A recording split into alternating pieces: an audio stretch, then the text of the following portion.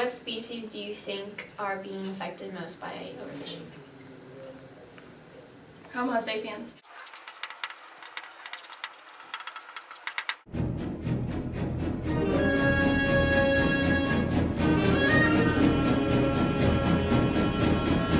This is our Earth.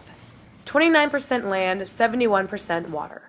Home to 7 billion people and millions upon millions of other animal species. What we once thought was a place that was infinitely resilient and would adapt to any pressure that humans could exert is now in trouble. Within the past 3 centuries, we have exhausted our resources and depleted our oceans. Within the past 50 years, we have captured and consumed half of our fish populations worldwide. For a world that is facing exponential population growth, this decline in fish, a main food source for many, is dangerous. The question is, how many people really know about the severity and potential threat overfishing has on our environment? Well, if we use the class and the University of Texas as an example, out of our 50,000 students, about 70 of them are being taught these issues. That's about 0.14% of our school's population. If the world was proportional to this percentage, that would mean that out of the 7 billion people, only 9,800,000 of us would know about overfishing and its dangers to our society. Let's break it down even further. If we were to take the average human that weighs about 150 pounds and pick out 0.14%, that would be about 1/4 of a person's hand. So, throughout our whole body, only about 2 or 3 fingers know the implications of overfishing. Now let's take a look at what the general public knows about overfishing. Of course I like seafood. Okay. I'm not a big seafood fan, actually. Okay. I like shrimp. I love seafood. I love seafood. I do like seafood. I like seafood if it's done well, but I don't trust it like here in Texas. I did not know it's being overexploited. Yes, I did. I had no idea. No, yeah. I did not hear that. No, I didn't. Interesting. 2050? 2080. No, 2090. Couple months, weeks, what? 2050. 2080? Probably the year 3000. 2030.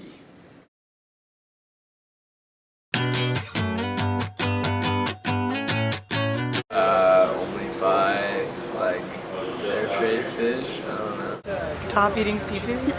I guess buying fish from a sustainable like food industry. Don't buy food from big businesses that exploit the fishing. I think, as an individual, the only thing that I can do is try to explain to people why burgers should be the only thing that they should eat. And I don't actually know why people don't know that already. Beats me.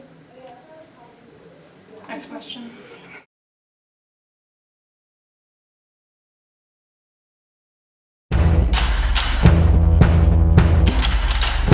Guaranteeing the government's probably put policies on like the limit of fish that can be caught like a season. You can only have like this amount of fish a year, and if you overdo that, you have to pay like a really horrible fine. So that's like an incentive not to do it. They're being very proactive in this area. They've talked to all the local Red Lobster managers. We're doing nothing right now.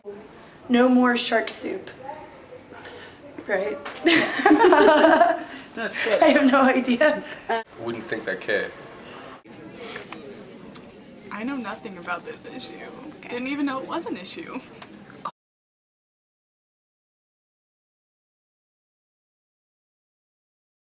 I have no idea. I mean, just carelessness. Like, Probably the amount of fun that goes into fishing. Big business. Margins over ethics. The growing population, probably, because there's a lot more people to feed. So. Human demand, but also, I don't know what I call it, but like bycatch or something, where you catch stuff you don't even want to eat.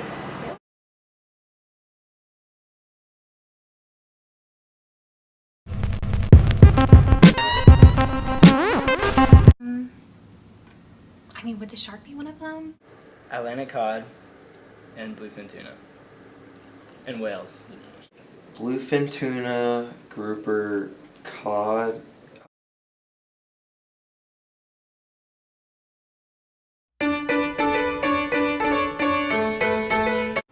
Yeah, I fish all the time. Me and the boys go out and we take our rods out. Normally go out on charter boats, so they took away my fishing. I don't know what I'd do. There'd be a few riots in Australia, a few stampedes on Parliament House, that's for sure. I'd say every other day I'll go out. Do it, but obviously, you know, what's better than going out on a quiet morning? The sun, it's just coming up. You can see the pink and the yellow and the red in the water from the reflection of the sunrise. And you can see, you know, little fish, they're coming up for air. I wouldn't be able to contain my anger. I think, you know, in the country of ours that is all about equality and freedom, we should be able to go out and fish when we want, for what we want. So it wouldn't stop you then? Absolutely not. You can't stop me and my fishing habits. Still fish, but properly. The number one reason our fish populations have become overexploited is because our world is uninformed that overfishing is even taking place. If more people were aware of this issue, more people would be willing to make a change. And then, slowly but surely, we could start to rebuild our fish populations and marine ecosystems. Luckily, the effects of overfishing are still reversible if we act now and we act strongly. Every long-term successful and sustainable fishery, near shore and high seas, needs to be managed according to some basic ground rules. The government needs to enact safe catch limits, controls on bycatch, protection of pristine and important habitats, and most importantly, strong enforcement of all these regulations. Many people question what difference they, as an individual, can make. If you eat fish, make sure you know what you're eating and pick the ones with the lowest impact. There are some great resources available, such as the Guide to Good Fish Guides, that do an excellent job of letting people know if seafood has come from a sustainable source. There is even an app for that you can download on your iPhone for quick, easy use at any time. So do our world a favor and spread the word about overfishing and what we can do to help. Tell your friends, parents, teachers, etc. If you don't want to see seafood off the menu in 2048, then you need to start making a difference now. If we act together, we can better our world, one fish at a time. Under the sea, darling, it's better down where it's wetter. Take it from me. Up on the shore, they work all day. Out in the sun, they slave away. While we devoting full time to floating under the sea. Fish are friends, not food.